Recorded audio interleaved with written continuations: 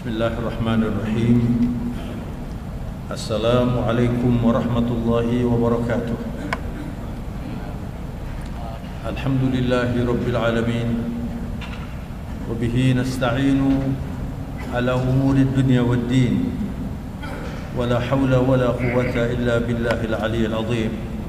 Allahumma salli wa sallim wa barik ala sayyidil mursalin nabiyyina wa habibina ومربينا محمد بن عبد الله وعلى آله وصحبه ومن والاه إلى يوم الدين. اللهم ارزقنا الإخلاص والصدق في القول والعمل واجعلنا من الخاشعين والراشدين آمين. إخوة الإيمان جماعة مسجد الفلاح رحمكم الله. Alhamdulillah, hari lagi kita akan memasuki bulan Dzulhijjah. Banyak orang yang tidak peduli untuk memanfaatkan bulan Dzulhijjah ini. Malam hari ini ingin saya sampaikan berita yang sebenarnya sangat luar biasa untuk dimanfaatkan, yaitu 10 hari pertama bulan Dzulhijjah. Kita mengenal dua macam hari raya, ya, Idul Fitr dan Idul Adha. Dua hari raya ini didahului dengan ibadah besar. Idul Fitri kita awali dengan berpuasa selama sebulan. Yang berpuasa semua umat Islam. Oleh karena itu, umat Islam pada umumnya, khususnya di Indonesia ini, menyambut Idul Fitri itu bergegap gempita karena semuanya berpuasa. Tapi ada hari raya yang lebih hebat dari Idul Fitri, yaitu Idul Adha. Kurang disambut. Sedangkan dalam istilah Jawa ini kan hari raya besar.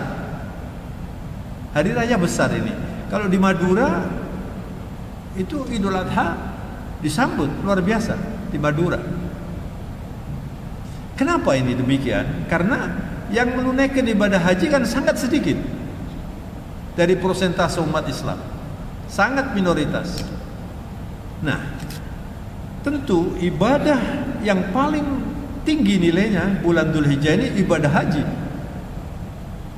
Tapi yang banyak orang tidak tahu atau mungkin kurang memperhatikan bahwa Allah memberi pahala yang besar juga kepada orang-orang yang tidak menunaikan haji atau belum menunaikan ibadah haji, yaitu hari-hari istimewa tanggal 1 sampai tanggal 10 Dzulhijjah. Anda catat bahwa menurut kalender Idul Adha tahun ini kan tanggal 17, betul kan? Kalau kita tarik 10 hari itu tepat tanggal 8. Jadi tanggal 8 Juni itu adalah awal dari bulan Dzulhijjah, tanggal 1 Dzulhijjah. Kalau Anda melihat televisi atau di YouTube, tanggal 1 Dzulhijjah di Mekah itu ditandai dengan mengganti kiswa Ka'bah. Kiswa itu kain yang membalut Ka'bah itu, namanya kiswa. Itu diganti setiap tahun sekali tanggal 1 Dzulhijjah. Jadi penggantian kiswah Ka'bah itu menandai tanggal 1 Dzulhijjah. Nah, dari tanggal 1 sampai tanggal 10, jadi kalau tahun ini tanggal 8 Juni sampai 17, ini adalah hari-hari istimewa. Bahkan sebagian ulama itu mengatakan ini lebih hebat dari 10 hari terakhir bulan Ramadan. Kita kalau bulan Ramadan sudah terbiasa, banyak orang 10 hari terakhir itu iktikaf di masjid. Kenapa istimewa? Karena ada Lailatul Qadar 10 hari terakhir itu. Ya, alladzi khairun min alfi syahr. Itu Lailatul Qadar itu lebih baik dari 1000 bulan kalau kita beribadah. Makanya di Mekah itu kalau sudah 10 hari terakhir bulan Ramadan luar biasa. Apalagi ditambah dengan hadis Rasulullah yang mengatakan al-umrah fi Ramadan kal hajj ma'i atau kama qala sallallahu alaihi wasallam. Orang yang berumrah di bulan Ramadan, pokoknya bulan Ramadan itu nilainya diberi pahala seperti haji bersama Rasulullah sallallahu alaihi wasallam. Maka di Mekah itu luar biasa ya. Kalau sudah Ramadan terakhir itu luar biasa ya. Nah, para ulama kemudian berbeda pendapat, berdiskusi mana yang lebih hebat, 10 hari Ramadan yang terakhir atau 10 hari Dzulhijjah yang pertama. Ada yang mengatakan 10 haji Dzulhijjah yang pertama ini lebih hebat karena di bulan Dzulhijjah itu ada yang disebut ummahatul ibadah, ada induk atau ibu ibadah yang paling istimewa, yaitu sholat, puasa, sedekah, dan ibadah haji. Kemudian ada hari Arafah. Ini luar biasa hari Arafah ini. Itu berada di bulan Dzulhijjah tanggal 1 sampai tanggal 10. Maka kemudian para ulama itu mengambil jalan tengah ya, dari ijtihad mereka itu. Lalu dikatakan kalau malamnya itu yang lebih hebat adalah Ramadan karena ada Lailatul Qadar. Tapi kalau hari-harinya, siangnya dari subuh sampai maghrib sampai malam, itu yang lebih hebat adalah 10 hari Dzulhijjah. Karena di situ ada hari Arafah. Hari Arafah itu disebut hari yang luar biasa. Di situ ketika Rasulullah berhaji kemudian wukuf di Arafah, turun ayat penyempurna Islam, yaitu di dalam surat Al-Maidah yang berbunyi al-yawma akmaltu lakum dinakum wa atmamtu alaikum ni'mati wa raditu lakumul Islam madina. Itu ayat terakhir yang menandai kesempurnaan Islam, bahwa hari ini kata Allah kami sempurnakan Islam. Ayat terakhir itu ketika itu Rasulullah berhaji di Arafah, turun ayat itu, kami sempurnakan Islam. Islam itu agama yang sempurna. Apa artinya sempurna? Tidak boleh ditambah. Sudah sempurna lengkap, tidak boleh dikurangi. Itu Islam. Wa atmamtu alaikum ni'mati. Aku lengkapkan nikmat untuk kalian. Nikmat itu dilengkapkan terus tumbuh. Nikmat itu terus tumbuh, semakin banyak, semakin banyak, semakin banyak. Lalu ujungnya Allah mengatakan wa raditu lakumul Islam madina. Kami ridha Islam sebagai agama, sebagai agama kalian. Ini disampaikan kepada seluruh manusia. Maka kalau tidak menggunakan Islam sebagai agama, Allah tidak ridha. Agama yang diridhoi Allah adalah Islam. Inna ad-dina 'indallahil Islam. Agama di sisi Allah itu Islam. Semua nabi itu agamanya Islam. Termasuk juga Yahudi dan Nasrani. Yahudi itu bukan agama, nama kelompok. Agamanya yang diajarkan itu Islam. Islam yang disesuaikan dengan kehidupan mereka zaman itu. Termasuk juga Nasrani. Al-Masih itu adalah Masihi, itu adalah Nabi Isa yang kalau mengusap begini bisa sembuh. Makanya Nabi Isa disebut Al-Masih. Itu bukan agama, agamanya itu Islam, semuanya itu Islam, semuanya itu la ilaha illallah. Nah kemudian Islam disempurnakan ketika Rasulullah dinobatkan menjadi Nabi yang terakhir, karena la nabiyya ba'dah, tidak ada Nabi lagi sesudah Rasulullah. Maka Islam ini dirancang oleh Allah sampai hari kiamat. Semua yang diperlukan dalam kehidupan ini itu ada di dalam Islam. Maka saudara-saudara, Para ulama kemudian berpendapat hari-hari amal soleh tanggal 1 sampai tanggal 10 Dzulhijjah ini lebih hebat dan lebih dahsyat dari hari-hari 10 hari Ramadan. Al-Ashr Awakhir yang terakhir, kalau bulan Dzulhijjah Al-Ashr Awail yang pertama ini. Nah sekarang saudara, kalau kita memanfaatkan ini, maka kita akan mendapat pahala yang luar biasa besar. Sebaliknya kalau kita menggunakan waktu-waktu itu untuk berdosa, maka dosanya juga berlipat-lipat. Ini diabadikan oleh Allah di dalam Al-Quran surat Al-Fajr, wal fajri walayalin ashr wasyaf'i wal witr. Demi waktu fajar. Ini dijadikan salah satu sumpah Allah. Jadi banyak sumpah Allah dalam Al-Quran itu mengundang kita untuk berfikir. Bismillahirrahmanirrahim.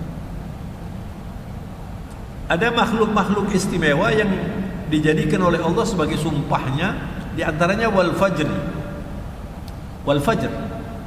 Maka kalau kita tidak berusaha untuk membiasakan diri sholat fajar di masjid, itu rugi.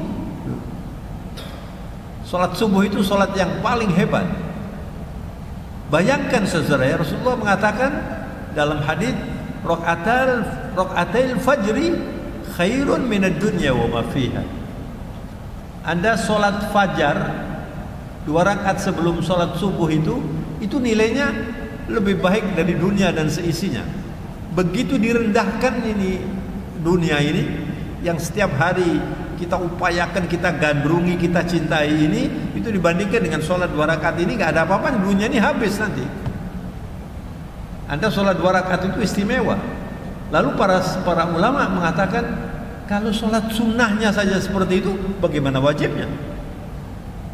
Maka saudara-saudara, sholat subuh di masjid, Rasulullah bersabda, man shalla subuh fi jama'ah fahuwa fi dhimmatillah. Orang kalau sholat subuh di masjid berjamaah, itu dia dalam lindungan Allah. Sehingga kalau ada orang mengganggu orang yang sholat subuh di masjid, itu dosanya besar. Karena orang yang sholat subuh di masjid itu termasuk yang dilindungi Allah. Ini dijadikan sumpah Allah, wal fajri, kemudian walayalin ashr. Walayalin ashr ini 10 hari bulan Dzulhijjah. Artinya apa ini? Istimewa. Dan banyak sumpah Allah dalam Al-Quran.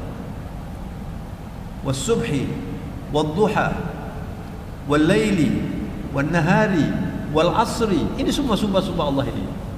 Dan kita seringkali atau banyak umat Islam yang tidak memperhatikan ini. Misalnya was-subhi, demi waktu subuh. Kenapa kok dijadikan sumpah? Karena waktu subuh itu luar biasa istimewa. Rasulullah melarang anaknya tidur sesudah subuh. Kita biasanya tidur sesudah subuh itu enak ya. Apalagi kalau nggak sholat subuhnya terlambat, habis. Rasulullah membangunkan putrinya Fatimah Zahra ketika tidur sesudah subuh. Bagaimana kamu tidur? Hadhihi waqt Allah yaksumul arzaq. Waktu setelah subuh sampai syuruk itu adalah saat penuh barokah, Allah membagi rezeki. Maka Anda kalau punya kebiasaan tidur sesudah subuh, apalagi yang muda-muda ini, itu rugi sekali. Itu saat yang paling hebat. Ada ulama, saya lupa namanya, disebutkan oleh Muhammad Ratib Nabulsi.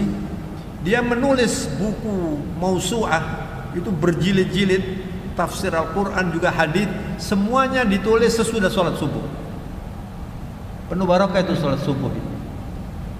Abu La'la Al-Maududi, ulama dari Pakistan itu mengatakan, andaikan umat Islam itu mulai kerjanya sesudah sholat subuh, misalnya sholat subuh jam 5 kemudian jam 6 mulai kerja, cukup nanti sampai jam 2 istirahat, umat Islam akan hebat. Karena sholat subuh itu penuh barokah. Nah, orang-orang yang tidak Islam itu bekerja waktu subuh, dia mendapat barokahnya subuh itu. Saya pernah pergi di salah satu penjahit di dekat Ketintang sana, jam 10 pagi mau bawa jahitan nih, mau jahitkan ini, masih tutup. Masih tutup. Terus saya tanya, "Loh ini apa tutup?" "Oh enggak Pak, kira biasanya bukanya jam 11." Gimana buka jam 11? Subuh itu waktunya barokah itu. Dijadikan sumpah oleh Allah, wal fajri walayalin asyr. Dan 10 hari bulan Dzulhijjah ini istimewa ya. Kemudian wal asri, demi masa, demi waktu. Innal insana lafi khusr. Manusia itu dalam kerugian. Innal insana lafi khusr. Anda masuk ke masjid di sini, kemudian duduk, tidak niat iktikaf, tidak zikir, tidak apa, dilimpas oleh waktu, rugi Anda. Dan banyak orang tidak sadar rugi, membiarkan waktu berjalan, tidak diisi dengan pahala. Nikmatani maghbunun fihima katsirun minan nas, as-sihhatu wal faragh. Kata Rasulullah, ada 2 nikmat yang sangat dikecilkan nilainya, kurang disyukuri, kurang dimanfaatkan oleh banyak orang. Nikmat apa itu? Nikmat sehat dan nikmat waktu senggang. Kalau sekarang ini kita di masjid ini namanya kesempatan, ini namanya fursah. Ini kesempatan nih sekarang. Anda gunakan untuk apa ini kesempatan ini? Anda mendengarkan dengan serius, saya menyampaikan dengan serius atau tidak? Ini fursah namanya. Kesempatan. Tapi waktu senggang itu banyak sekali dibuang.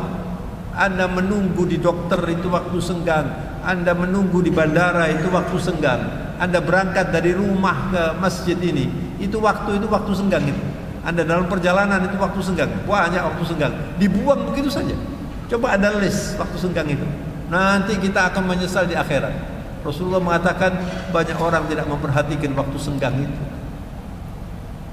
Jadi wal asri innal insana lafi khusr, rugi illa alladziina amanu, kecuali yang beriman, wa amilus sholihat, beramal soleh. Orang itu kalau semakin baik imannya, dia selalu haus dengan amal soleh. Jadi tandanya orang yang imannya itu berkualitas, dia selalu berpikir saya harus banyak amal soleh. Dan amal soleh itu banyak macamnya. Tidak harus dengan uang semuanya. Salah satunya dengan uang, sodakoh. Tapi Anda bisa bersodakoh dengan harta, bersodakoh dengan ilmu, bersodakoh dengan nasihat, bersodakoh dengan senyum, bersodakoh dengan memperhatikan urusan orang. Masya Allah, ini semuanya adalah waktu. Makanya yang bisa tidak rugi itu yang pertama, illal ladzina amanu wa amilus sholihat wa tawasaw bil haqqi wa tawasaw bis sabr. Ini yang tidak rugi. Pertama iman.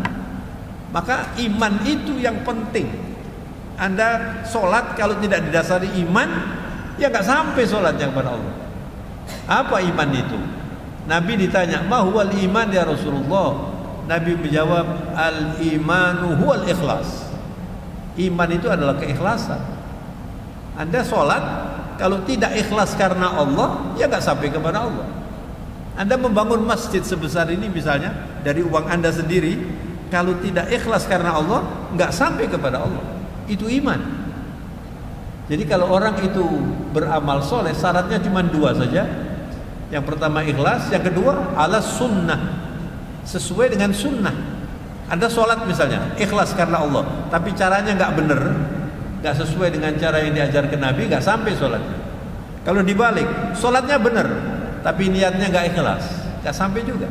Maka yang tidak rugi adalah orang yang beriman dan beramal soleh. Amal soleh itu tidak mungkin tanpa iman, dan iman tidak akan berkembang tanpa amal soleh. Nah sesudah itu watawasaw bil haq, saling menasehati kebenaran. Itu melengkapkan iman tadi. Watawasaw bis sabr, itu saling menasihatkan kesabaran. Anda duduk di sini kalau nggak sabar nggak betah, nggak mungkin orang akan bisa sholat malam, apalagi setiap malam gitu, kecuali orang yang beriman, sabar dia melawan nafsunya. Itu yang akan bisa lulus, tidak dilibas oleh waktu. Nah kemudian di dalam surat Al-Fajr itu juga wal fajri wal layalin ashr wasyaf'i wal witr. Syafa' itu genap. Nah para ulama mengartikan genap ini tanggal 10 Dzulhijjah, hari raya Idul Adha. Itu hari istimewa. Dan amalan yang paling tinggi nilainya sesudah sholat berkorban. Itu tanggal 10 wasyaf'i wal witr. Wal witr itu ganjil hari ke-9, yaitu hari Arafah. Maka apa saja yang perlu kita kerjakan selama 10 hari bulan Dzulhijjah ini? Diriwayatkan oleh Abdullah bin Abbas radhiyallahu anhuma, anna Nabiy sallallahu alaihi wasallam qala, "Ma min ayyam al-amal as-salih fiha ahabbu ila Allah min hadhihi al-ayyam, yani ayyamil ashr." Kata baginda Rasulullah, tidak ada hari amal soleh, hari kita beramal soleh yang lebih dicintai Allah seperti 10 hari bulan Dzulhijjah yang pertama ini. Itu adalah khairu ayyamid dunya, hari-hari yang paling baik di dunia ini. Ketika Rasulullah menyampaikan hadis ini, para sahabat bertanya, "Walal jihadu fi sabilillah ya Rasulullah?" Bagaimana kalau dibandingkan dengan jihad di jalan Allah? Orang yang berjihad di jalan Allah kalau gugur itu mati syahid, tidak perlu dimandikan, langsung dikebumikan. Ini kan luar biasa. Para sahabat bertanya, bagaimana amal soleh di hari-hari 1 sampai 10 Dzulhijjah ini dibandingkan dengan jihad fisabilillah? Mana yang lebih besar? Nabi mengatakan walal jihad fisabilillah. Jihad di jalan Allah pun dibandingkan amal soleh pada tanggal 1 sampai tanggal 10 ini masih lebih berkualitas, lebih besar nilainya. Illa, kecuali rajulun kharaja bi nafsihi wa malihi wa lam yarja' min dzalika bi syai'. Kecuali orang yang keluar dari rumahnya berjihad di jalan Allah, dia gugur, hartanya habis, kendaraannya, kudanya itu mati juga, itu gak bisa ditandingi. Subhanallah. Lalu kita biarkan saja di waktu berlalu, rugi. Ini kenapa ini? Ini adalah rahmat Allah, kemudahan yang diberikan oleh Allah supaya kita ini nanti jalan kita ini sesuai dengan yang diprogramkan Allah. Allah menciptakan kita ini untuk masuk surga, dan orang masuk surga itu harus bersih.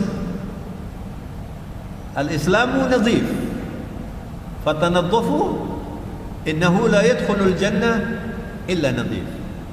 Islam itu bersih, maka bersihkan diri Anda. Bersihkan diri Anda, karena tidak akan masuk surga kecuali orang bersih. Nah ini saatnya kita membersihkan diri ini, 10 hari Dzulhijjah ini, saudara. Maka saudara-saudara, manfaatkan ini, ajarkan ini kepada keluarga, ajak keluarga untuk memanfaatkan 10 hari bulan Dzulhijjah ini. Yang pertama, apa yang perlu dikerjakan? Bertobat. Bertobat dulu, minta ampun kepada Allah. Jangan meninggalkan tahajud mulai malam ini terus sampai Dzulhijjah. Anda usahakan bertahajud. Rasulullah mengatakan, inna syarafal mu'min qiyamul lail. Tanda kemuliaan orang yang beriman itu adalah bertahajud qiyamul lail. Maka mumpung kita masih sehat, ada kesempatan, jangan disia-siakan bertahajud. Kalau Anda sudah terbiasa bertahajud itu nggak pakai waker pun dibanguni oleh Allah nanti. Minimal ada sholat 2 rakaat 1 witir sudah hebat kalau setiap malam. Apalagi kalau Anda sholatnya seperti Nabi 11 rakaat. Itu istimewa, dan itu adalah saat yang paling baik untuk berdoa, untuk beristighfar, untuk bertobat. Masya Allah.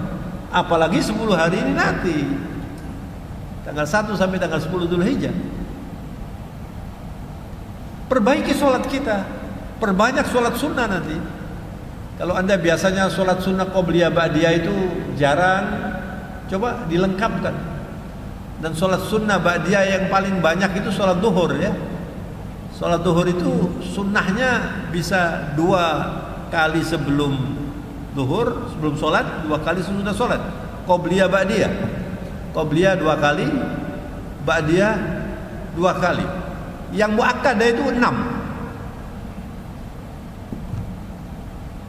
2 kali sebelum duhur, 1 kali sesudah duhur. Tapi kalau ada lengkapkan ghairu muakkadah 1 lagi 4. Jadi sholat duhur itu paling banyak sunnahnya. Kalau lengkap itu berarti dengan duhurnya 12 rakaat. Ini kerjakan tanggal 1 sampai tanggal 10 ini Anda perbanyak sholat duhur, sholat sunnah ini muakkadah ya.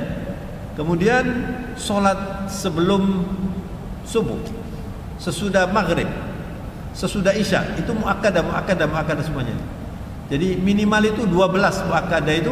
Kalau Anda setiap hari bisa 12 muakkadah, 2 rakaat sebelum subuh, 2 rakaat sesudah maghrib, 2 rakaat sesudah isya, kemudian 4 rakaat sebelum subuh, sebelum zuhur, 2 rakaat sesudah zuhur, itu berarti 12 rakaat.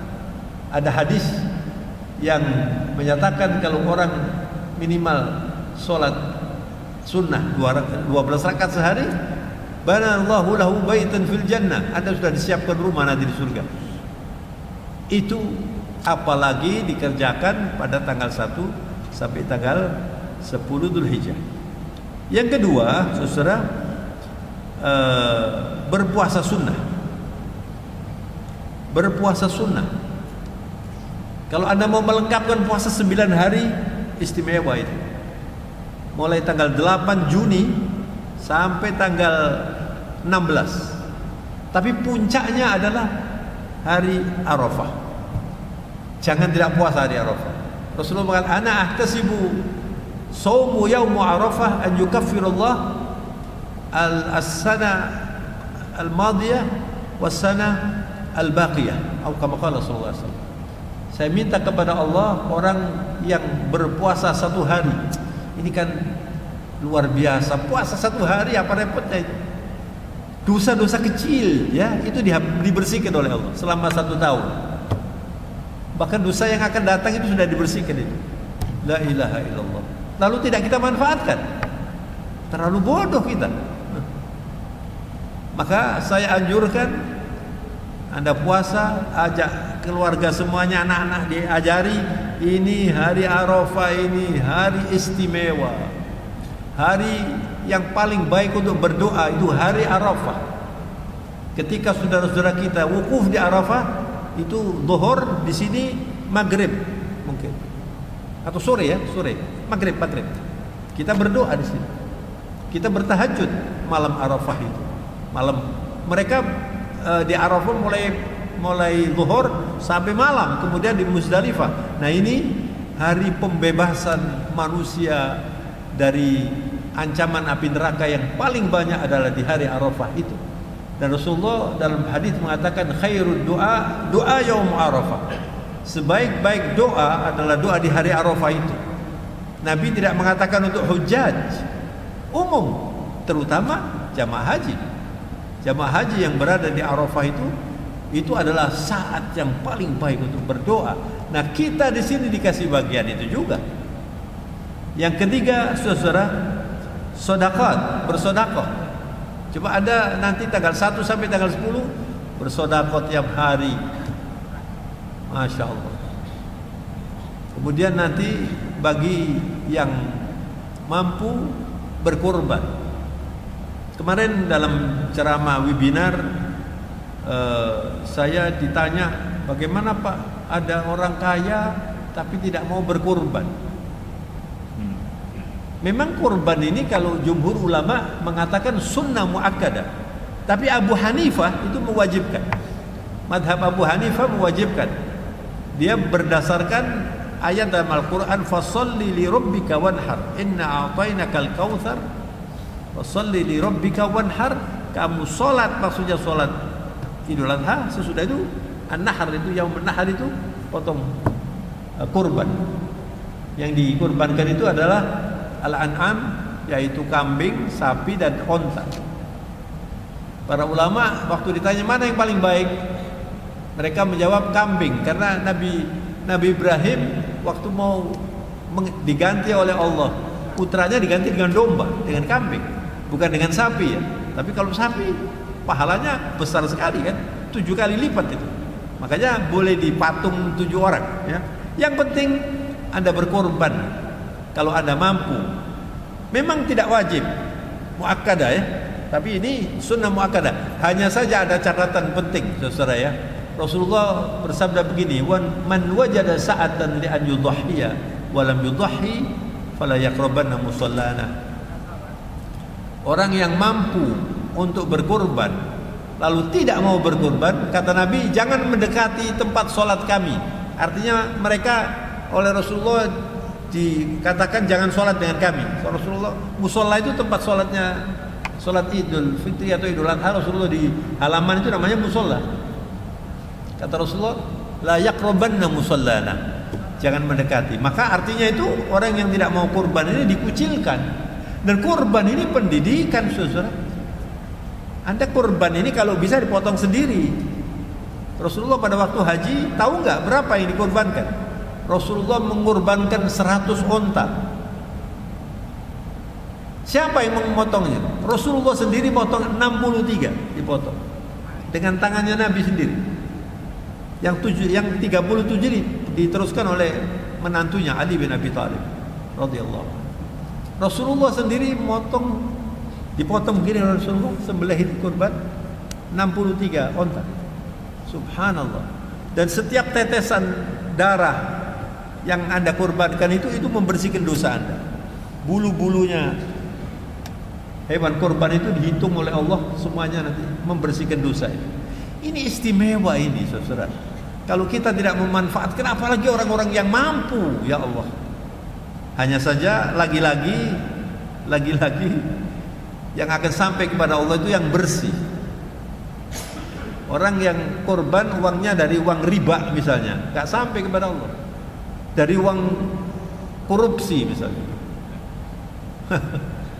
nggak sampai kepada Allah. Innallaha thayyibun yuhibbut thayyib wa la yaqbalu illa thayyiba. Allah maha bersih, maha baik, dan tidak mau menerima kecuali yang baik. Ini yang seringkali kurang diperhatikan oleh banyak orang.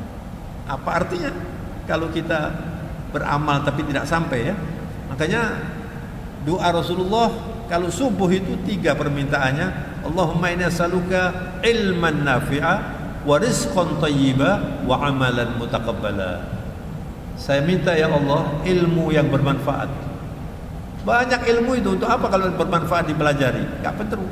Pelajari yang bermanfaat. Wa rizqan thayyiba, rezeki yang thayyib. Rezeki itu Anda masuk masjid ini rezeki dari Allah ini. Anda dapat hidayah wa taufik masuk di masjid. Yang enggak masuk masjid enggak senang itu enggak dapat itu. Ini rezeki, sehat itu rezeki, anak itu rezeki, keluarga itu rezeki, rumah Anda itu rezeki, semua itu rezeki semua. Rezeki yang baik.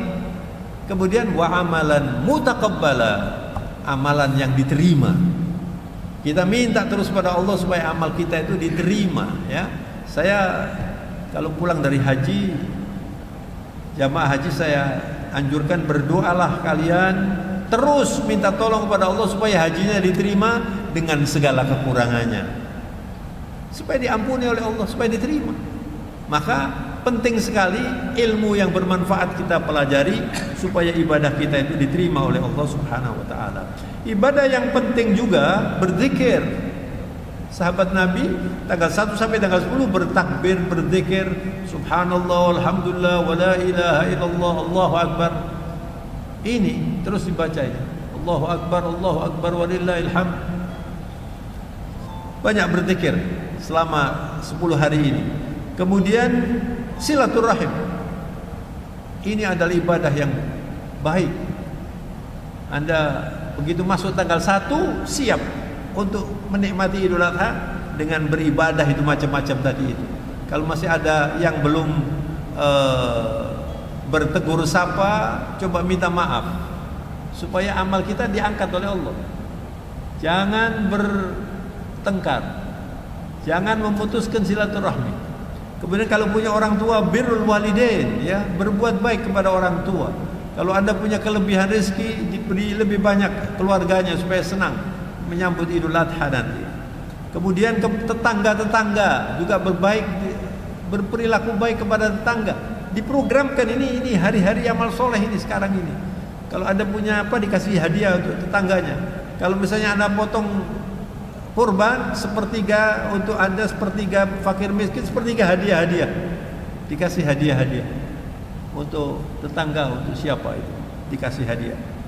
Kemudian berperilaku baik kepada siapapun selama 10 hari ini, dan menjaga diri untuk tidak melakukan pelanggaran-pelanggaran agama, apalagi bermaksiat, melakukan hal-hal yang dilarang oleh agama, itu juga dosanya berlipat-lipat.